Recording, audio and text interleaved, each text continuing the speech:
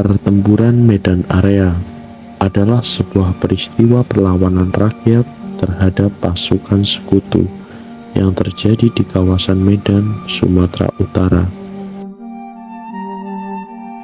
Pertempuran pertama meletus pada 13 Oktober 1945 antara pemuda dengan pasukan sekutu.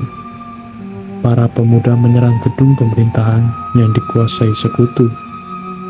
Pertempuran ini kemudian menjalar ke beberapa kota lain seperti Pematang, Siantar, dan Brastagi. Karena banyak terjadi insiden, pada 18 Oktober 1945, sekutu mengultimatum rakyat agar menyerahkan senjata kepada sekutu.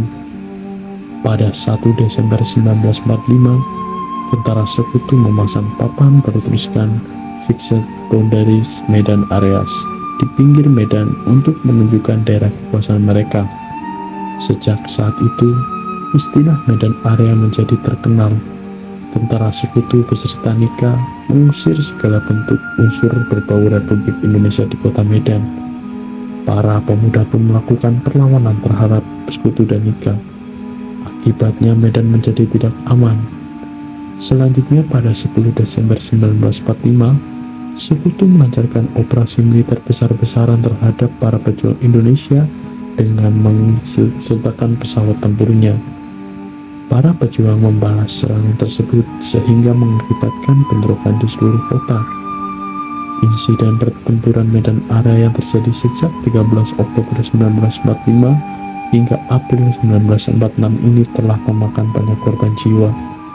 Diketahui bahwa terdapat 7 orang pemuda gugur, 7 orang Nika tewas, dan 96 orang Nika lainnya mengalami luka-luka.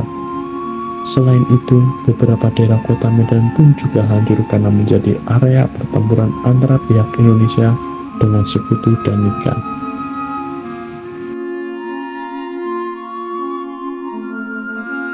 Dalam proses sejarah selanjutnya, Komando Laskar Rakyat kemudian berubah menjadi BKR, Badan Keamanan Rakyat, yang merupakan tentara resmi pemerintahan, di mana Jamin Ginting ditetapkan sebagai komandan pasukan teras bersama-sama Nelang Sembiring dan Bom Ginting, dan anggota lain seperti Slamet Ginting, Nahut Bangun, Rim Ginting, Kapiten Purba, Tampak Sebayang, dan lain-lain.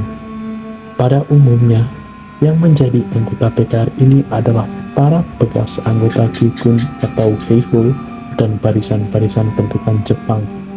Jamin Ginting merupakan bekas komandan Peleton Gugun yang ditunjuk menjadi komandan batalion BKR Tanah Karo. Untuk melanjutkan perjuangan di Medan, maka pada bulan Agustus 1946 dibentuk Komando Resimen Laskar Rakyat Medan Area. Komando resimen ini terus mengadakan serangan terhadap sekutu di wilayah Medan. Hampir di seluruh wilayah Sumatera terjadi perlawanan rakyat terhadap Jepang, sekutu, dan Belanda. Pertempuran ini terjadi di beberapa wilayah kawasan Brastagi, Padang, dan Bukit Tinggi.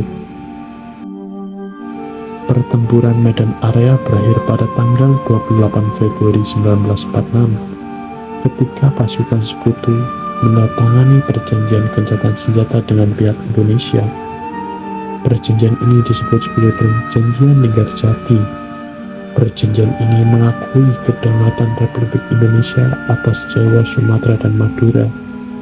Namun, perjanjian ini juga mengharuskan Indonesia untuk bergabung dengan negara Indonesia Timur, NIT, sebuah negara boneka yang dibentuk oleh Belanda di luar wilayah Republik Indonesia.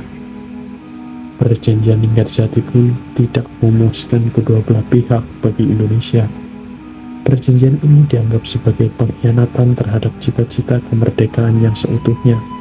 Bagi Belanda, perjanjian ini dianggap sebagai pengakuan sementara terhadap Indonesia yang masih harus diubah sesuai dengan kepentingan Belanda. Oleh karena itu, perjanjian ini tidak berlangsung lama dan segera dilanggar oleh kedua belah pihak. Konflik antara Indonesia dan Belanda pun berlanjut hingga tahun 1949.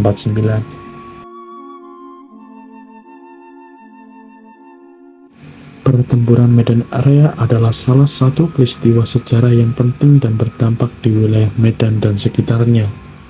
Pertempuran ini merupakan salah satu bentuk perlawanan rakyat Indonesia melawan pasukan sekutu dan Nika yang ingin mengembalikan kekuasaan kolonial di Indonesia.